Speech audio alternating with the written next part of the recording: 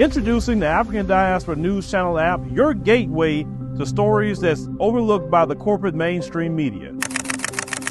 And we serve as the voice to the Chubal Black community. Again, we got Dr. Candace Matthews.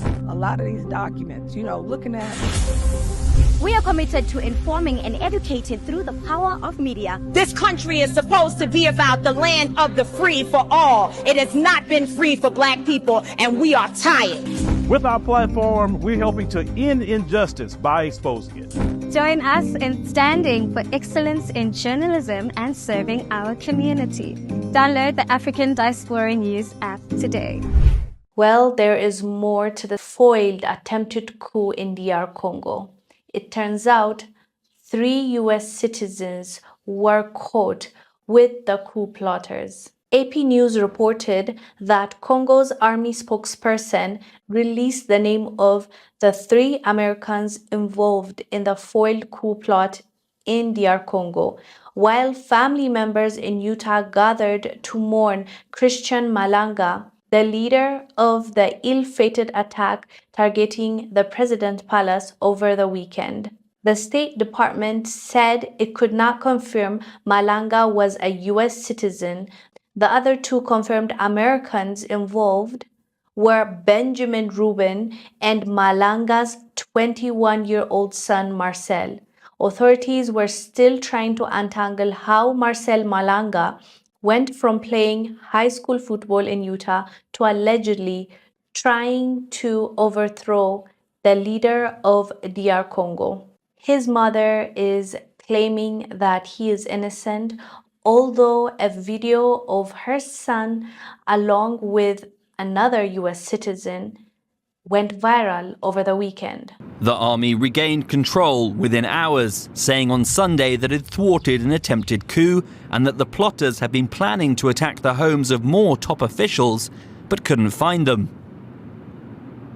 Malanga was killed while reportedly resisting arrest at the palace, while his young son was among dozens of suspects detained by the authorities alongside 2 more American citizens and other foreigners.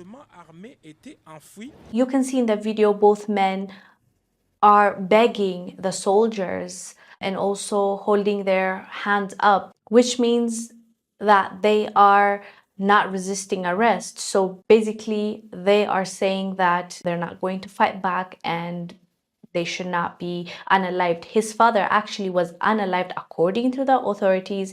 He was unalived resisting arrest. The mother also claimed that her son was innocent and he was just following his father. And she said that she's very tired with the treatment that her son is getting in the media, as well as people are reaching out to her.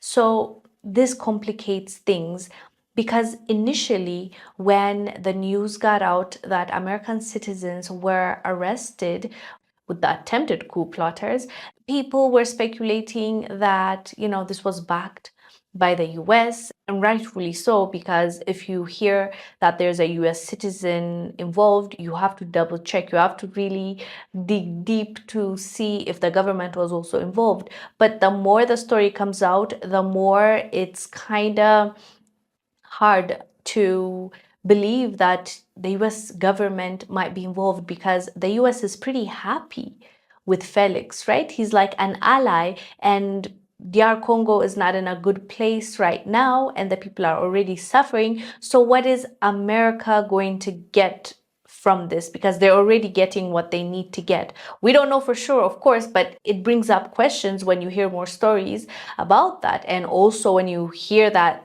the leader's son is one of the guys, he's only 21 and he was just following his father. Well, we can't say he was just following his father just because the mother said that. Obviously, the son believed in what he was doing to the point where he was involved, allegedly, with the attempted coup on President Felix. So when you look at the citizens that were arrested, along with the story and along with the relationship DRC has with the US under President Felix, it's hard to just pinpoint and to say that the US government might be behind it. If so, what do you think they'll gain from it? That's the real question, right? If everything is peachy and they're doing well with President Felix. At the moment, they're getting what they need. Why exactly? If so, why would they turn on him? What exactly happened, right? To create this separation or disagreement between the two. But anyways, fam, let us know down below what your thoughts are about this new development. How do you feel about the involvement of the US nationals? Do you really think that these men were involved with the government, or they just were behaving either hired mercenary, or they just wanted to remove Felix because they wanted to, not necessarily because they were influenced or paid to do so? Let us know down below what your thoughts are about this new development. I am Wongel Zelalem. I'll see you on the next